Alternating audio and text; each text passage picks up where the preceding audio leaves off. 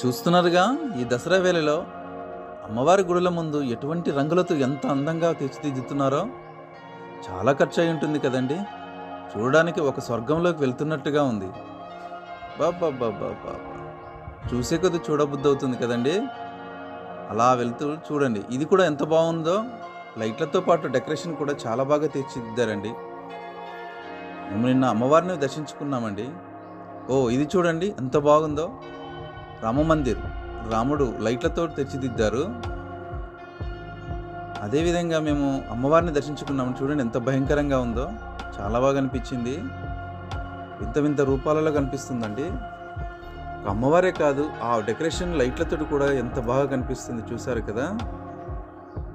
మేము నిన్న దర్శించుకున్నామండి అమ్మవారిని.